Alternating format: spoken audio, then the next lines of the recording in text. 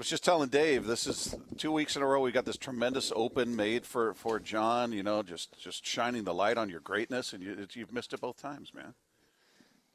Greatness. What are you busy? You guys are messing with me right now. You got something going on? What are you up to? It's all good. You be here on I time. showered for you guys.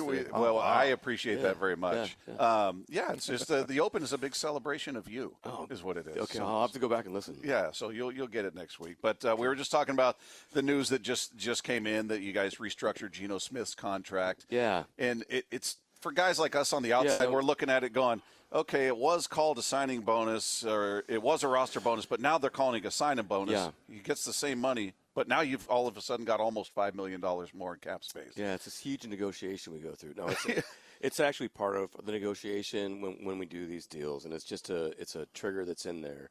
It's a roster bonus that's converted to signing bonus. So a roster bonus is just a cap, for cap purposes. You could take a roster bonus, and there's language in the contract, we convert it to a signing bonus, and then it's spread out over the duration of the contract. So that creates more capital for us. But the player gets the same amount of money. Yes. Yeah. Yeah. When you look at that It's stuff, just a signing bonus instead of a roster bonus. It's just You're just calling it something different. calling it something different. That's why I say it's a huge negotiation. Yeah. So when people are kind of like, yeah, well, we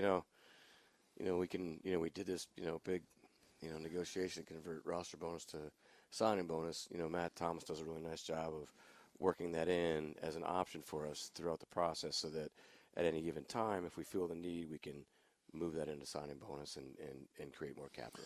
yeah, and tremendous help, right? I mean, that's like you would never. You wouldn't do your own taxes, right? If you're a pro football team, you wouldn't do your own salary cap. And do you ever hear people talking about and seeing, they have this much space, and you just shake your head like they have no idea what they're talking about? Is that typically? I feel like it's the most misunderstood. It is very, very much so, because there's a lot of things that are in these contracts where, there's escalators, there's incentives, performance-based incentives, there's roster bonuses that you have to budget for and you have to account for.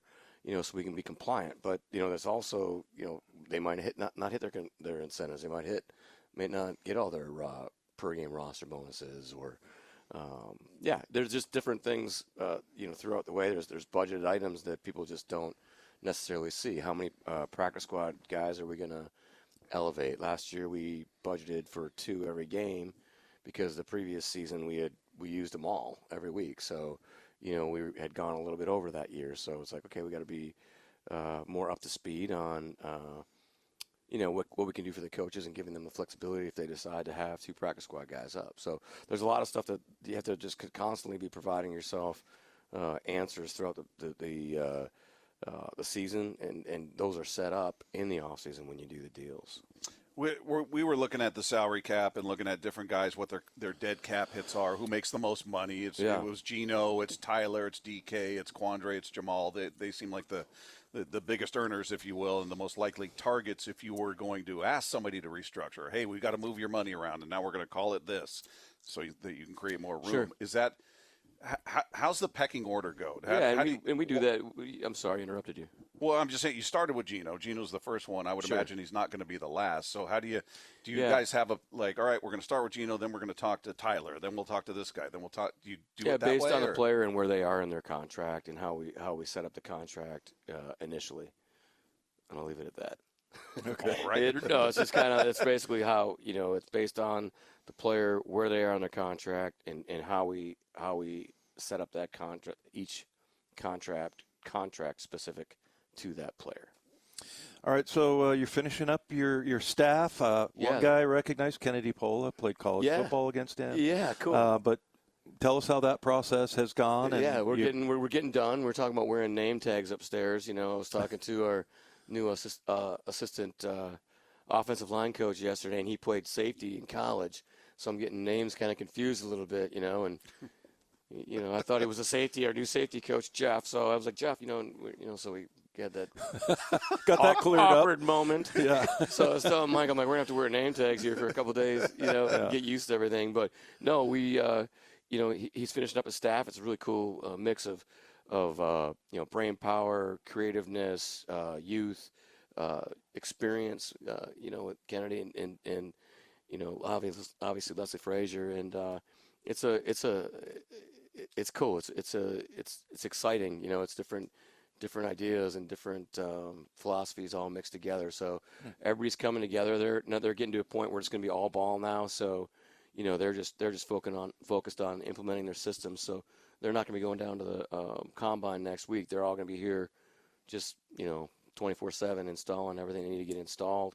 Because it's basically a race till April 8th when the players come in, and Mike had coached in the AFC Championship game, so there's a little bit of a feeling that behind the eight ball a little bit, so getting caught up, and but still staying true to his hiring process and the group that's come in. So just mixing all those people together. But yeah, it's exciting. But yes, we do need name tags. Yeah. When you get ready for the combine, do you go down with a list of players in mind, like I want to see this guy, this guy, this guy, this guy, or you position groups, or how do you attack the combine? Do you have a priority list? Yeah, there's specific guys that I was able to scout in the fall, and then there's guys we just got done with our meetings, our college meetings. So the guys were here for about 10 days, and we were able to finish up last night and get the area guys, the scouts, back home so they have time with their families before we spend, we get into next week at the combine.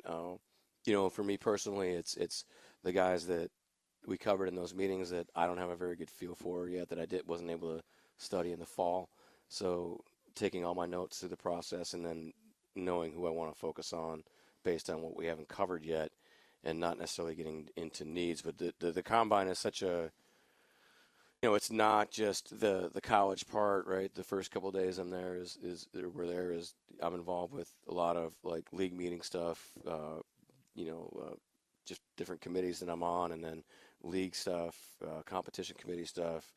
Then we're spending a lot of time with, our own players' agents, and we basically meet with every agency, and I try to get with every team and figure out where they are. It's like this huge landscape as we turn the corner and get ready for the start of free agency that following weekend. Seems like that's a lot of work. What a drag. I mean, I thought that it was there to go and have fun.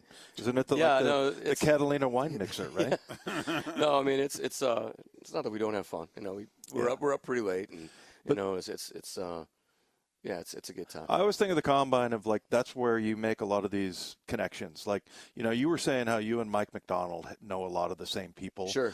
I feel like that's where a lot of that gets done. And even the story like Trent Kirchner standing outside handing people his resume and getting a start. And I think you were borrowing Mark Tressman's pass. Mark Tressman gave him his pass to get in the RCA Dome at the time to come and find me, and I was like, I'm never hiring this stalker.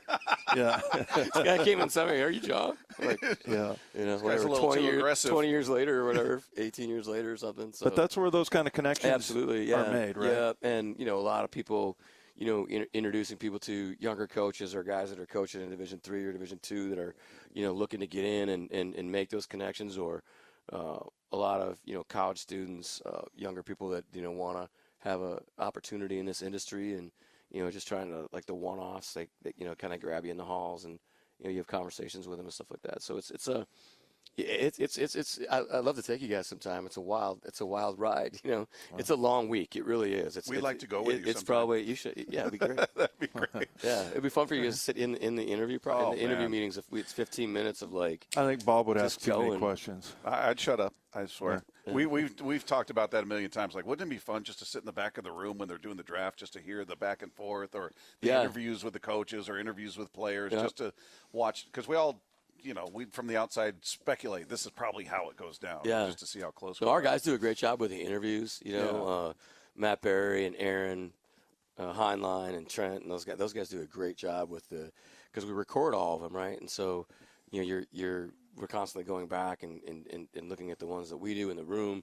And there's a canned one that Mo Kelly actually does that for the National Football League. So they just ask all the standard questions, and so you can kind of compare those, and then we compare those interviews with the laptop interviews we do at the All-Star games with guys, and then the Zoom interviews that the coaches will do in the spring. And so, it'll be fun for the coaches to get caught up on the personnel side as they get all their football stuff done first. So you got your coaches done. You're prepped and ready for Indy to go to the combine. Then you've got two other big things, which is NFL free agency period of time, and then you've got the draft. But what's sort of your preparation? Are you back to because you had so much more on your plate this year? Are you back? Yeah, we're getting there. Yeah, I feel like we're getting there where, feeling like after getting through the college meetings, feeling like we're getting a little bit more caught up on, the guys did a great job. Again, Trent and Matt Berry and Aaron in those meetings, just we really streamlined it. We moved at a good pace. I was thinking like I felt so far behind that we would go slower, but I know what I have to study yet to get caught up. So that they did a good job of helping us through that. But yeah, just, getting ready for, to go down there and to the combine and listen and learn as much as we can and communicate with as many people as we can. And then, we have a plan, our personnel staff, the organization, what we're looking at, what our team looks like personnel wise and how we move into the future here, how we come around this corner in the 2024 season. But, we still have to, get the coaches, onboarded and established here and have them, get their input on where we're headed and make sure we're all on the same page. So, I view that process happening, after we get a lot of answers at the combine in terms of meeting with, all their teams and all the other, agents for, all unrestricted guys and, obviously our own unrestricted guys. Dave and I were talking about that, kind of going through the list of, well, this guy's a free agent, this guy's a free agent, just a big long list. Yeah. And we're like, well, who do you have to have back? Who do you feel like you can part with? And he made the very obvious point, well, you got to field a team. So you need some of these guys back. Yeah. But do you let them know at the end of the season or the reps know, like, hey, we want so-and-so back? Because they're going to, I'm sure, go test the market. I have individual meetings with all the unrestricted guys. When they leave, I meet with every one of them and tell them, like, what it's going to look like, This year was obviously a little different because I met with all of them on Monday, and then we went through the situation with Pete on, like Monday afternoon and Tuesday and Wednesday. But yeah, they all know, where they stand. Obviously, everybody wants to know, have answers, and we just can't give everybody answers right now because, we're working through a process of, again, a new staff, new systems, and then understanding what the league's going to look like here. And again, we always feel like we have a better feel for what's going on once we get through the combine week. How would you portray your relationships with the agents? And I'm sure, like, I had Marvin Demoff, who I feel like everybody loved him, and I think the reason is because, like, the GMs. Until he kicked your ass, then. Yeah, well, I mean, but he knew what he was doing, and he wasn't asking for ever anything that was too ridiculous, theoretically. Not in your mind. Yeah, no. No, but I mean, as far as those that's a lot of different relationships that you have to have with those people. How is your how you treat them? How has that developed over the years? Have you come to appreciate them, or? Yeah, honestly, I was really, really blessed when I started out working with Ted Thompson and Ron Wolf, and they really kind of like gave me the keys to run with that stuff because they were so into going out on the road and going to do the school calls and not necessarily being all in on like setting up workouts and setting up free agent visits and all that kind of stuff. So at a very young age, I was able to meet and talk to those gentlemen on the phone, and I mean they didn't have to know I was like a 22-year-old punk, right? Like and so I established relationships with those guys over the years. But I think just that like as clear and concise and honest as you could possibly be with people, like anything you're doing, then you're gonna have a good relationship. And there's times that obviously you have to understand the different personalities and how somebody's coming at you, and whether that's a negotiation or they're setting up their player they're trying to get answers for their players, and that's their job. You just have to understand what putting yourself in somebody else's shoes and understand that's their job to do what's right. Marvin was like, he's like one of the Godfathers, right? I mean, amazing. Every time I talked to him on the phone, I would get nervous because we were like, oh, I'm going to do something wrong. My boss is going to be mad at me. I'm going to give away $100,000 or something. I don't know, but I mean, I was, and then like Tom Condon and Jimmy Sexton represented Reggie White, and so I was just able to like establish relationships with the guys over the years, and then you understand also when guys truly are looking out for their players, but they also understand that you're doing what's best for the organization, that you're trying to build like a world-class organization, you're trying to build world-class rosters. And it's not just about, they understand that you're not just all about just rewarding their player. They understand that the good ones understand that you have to try to reward as many people as you possibly can while, creating a championship team, and not just, it's not just all about their player. Now, the guys that don't understand that are the guys where you run into tough negotiations, tough conversations. Yeah. How tough is it when you, and I'm guessing you've had to do this in the past, you talked about Geno's contract as one that had it already written in, so it wasn't really a big negotiation. But I assume you have to go up to players at some point and go, hey, your cap hit is this. We're in this position. We're going to have to make an adjustment. We're going to restructure. How tough is that conversation? Yeah. Where maybe they're getting less, or maybe they have to earn it as some incentive now, or something like that. Yeah, reworking is different than just deciding, right? So, there was a couple.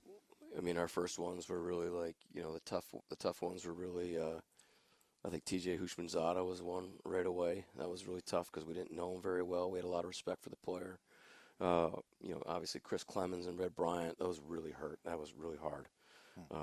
And then there's along the way, you just keep going to them. Sure, I mean, there's a whole bunch of them. It's never ever easy. It's like everybody's like, well, it's business. Yeah, it is business, but the way we treat people here, it becomes personal, and it's hard to just push through that or brush it off as just business. It was the guy you yelled at, and then Ben had to scold you for inappropriate behavior. Yeah, we won't mention. It's funny you say that. Yeah, we can. Your language is completely inappropriate, Dad. Yeah. It's funny you say that because he's coming down here to say hi to a couple people that's at right now. So Ben. Yeah, he might be Nice. He might be listening right now. So yeah, Sweet. Awesome. Hi, Yeah. Ben. Your language is completely inappropriate, Dad. What about dealing with a player who they're their own agent? I mean, I know Bobby was his own Yeah, agent. we're the model for that, I guess. Do you dread that? Russell Okung, Sherm, Bobby. Yeah, those are never fun. I mean, it's hard enough to have the conversation with an agent, right? Right. And then to, be talking to somebody directly, and we've all been through negotiations. We all know what our value feels like, and then Somebody tells you it's not. You get that first offer. You're like, wait a second, I thought we were in the trust tree. Yeah. I thought we, we're going to go have a good dinner. I at thought we Olive all Garden liked after each other this. a lot. Well, we do, to a point. Yeah. Yeah. So, no, I mean that's never. Yeah, that stuff's not. But is that becoming more prevalent? More players are representing themselves these days. I don't know. I don't know that. I know guys that Bobby's. Those guys want, and Richard. Those guys. Strong businessmen. They wanted to do their own thing. I get it. They had been through. I'm not sure. How many agents Richard had, or I think Bobby may have had. I'm not sure. I can't remember. Yeah. But it's just, it just makes it. The thing with Richard was that I had a relationship with him over the years. We had tons of those, like, direct conversations, and so, it was just kind of, I won't say easier, but it was like, I get it. We can have those kind of conversations. Yeah, that I was always told you don't want to be in those negotiations. Now I know you probably tone it down a little bit when you're talking directly to the player, of course, right? But I don't know. I felt like a lot of that was done because of their pride, that they want everybody to know, hey, I'm also a businessman. I'm not just a football player.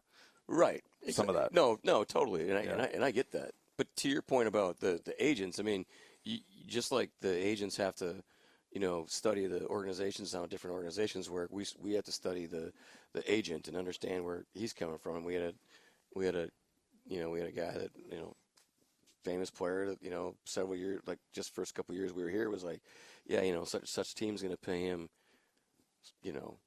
like $6 more million than we were, budgeted for or willing to go to based on the rest of the team. And I was like, oh, and I knew that this specific agent, could, would over the years could BS you a little bit, right? So he's going to start here and then come to you here, right?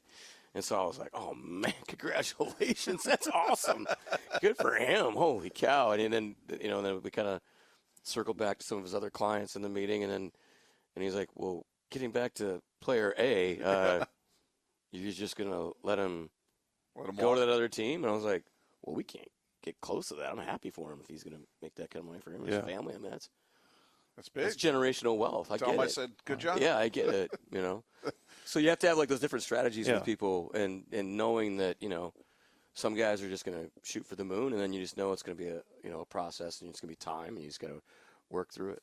When I went to Denver, Tom Flores, he saw what they were going to pay me. And he's like, I think that's a lot of money for David.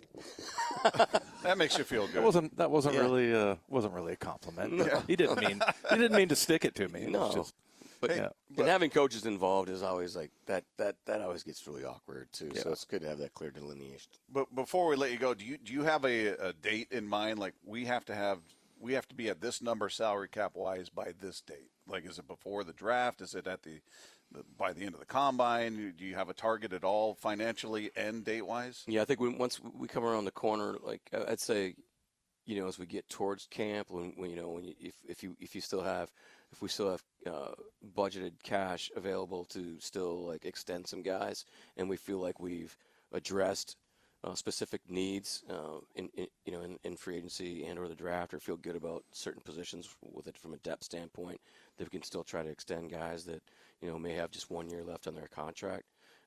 That's kind of when you feel like, okay, you start feeling like, okay, we want to be able in this area, but yeah, not pre-draft. No, that's way too early. It's more about like, okay, vision and what. When I say coming around the corner, it's like we're coming into the season, have we addressed? Because what happens where you get into trouble with free agency is when you see certain deficiencies in your team and you just go out and you're like, okay, we got to fix this and we have to fix that, and then you end up, you can end up putting yourself in a bad spot from a salary cap standpoint because you're trying to like balance your team and you can like overpay to a certain extent at that time, instead of being patient and just waiting to see who may pop out from another team as a cap casualty guy, or maybe somebody's available in a trade because another team signed somebody else. Just having that flexibility. Sorry, wrapping back to that point, to coming around in the corner when the June 1st guys come around, or the middle of July when you're like, okay, where are we? Can we still? Are there still guys out there in free agency that we want to add, and or are there guys that we can extend on our team? Gotcha. Somebody asked if you're out in your backyard watering the guard tree.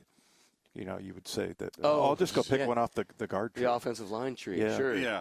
Exactly. That one. Growing them there. That's great. I thought you guys were going to Arizona. Aren't you doing the baseball thing? We're going in a couple weeks. Yeah. Nice. March 11th, we'll be there. Yeah. You should come with us. Love to call you. Yeah, come on down. It'll be fabulous. Come hang out with us. You don't have anything to do. Yeah.